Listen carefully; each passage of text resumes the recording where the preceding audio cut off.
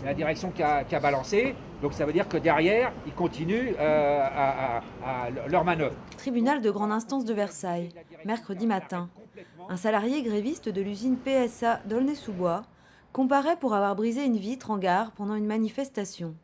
La plainte a été déposée par la SNCF, mais le nom de ce salarié aurait été divulgué par la direction de PSA selon la CGT. Et pour ces salariés venus soutenir leurs collègues, ça ne passe pas. Un combat de plus contre leur patron.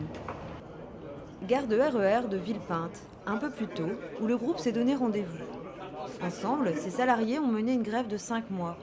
Depuis, certains ont quitté PSA, d'autres font partie des 1100 salariés encore présents sur le site.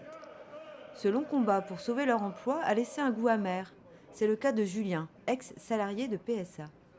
Donc j'ai passé 18 ans sur le site d'Aulnay et maintenant ça fait 6 mois que je suis abonné au rang des chômeurs grâce à PSA. Voilà, donc quand on parle de reclassement, la réalité derrière elle est tout autre. Elle est que je suis à la recherche d'un emploi. Voilà. C'est une situation un peu pénible, quoi. Philippe, lui, travaille encore à Aulnay, où les ouvriers continuent de se battre.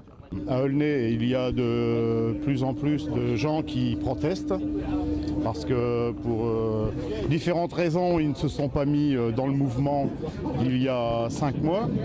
Mais maintenant, beaucoup ont compris que de toute façon, les reclassements ne se feraient pas. Beaucoup se disent que PSA ne tiendra pas cette promesse. Pour la CGT, cette situation aurait pu être évitée. Quelles sont les solutions? Vous produisez assez, vous vendez assez pour garder ces emplois? Bien sûr, il faudrait par contre répartir le travail, répartir les productions entre les différentes usines. Poissy, Sochaux, Mulhouse. Il faudrait répartir le travail entre tous les salariés, intérimaires compris. Ça coûterait de l'argent à l'entreprise? Oui, très certainement. Mais justement, de l'argent, il y en a. La famille Peugeot est la première fortune de Suisse. La première fortune de Suisse. Voilà, leurs coffres-forts sont blindés. Aujourd'hui, la famille Peugeot possède plusieurs entreprises financières qui sont alimentées directement par les profits dégagés par la production d'automobiles. Par contre, cet argent-là, il sert à faire de l'argent avec de l'argent, à racheter des parts d'entreprises à droite, à gauche. La dernière voiture montée à Aulnay-sous-Bois sortira le 25 octobre.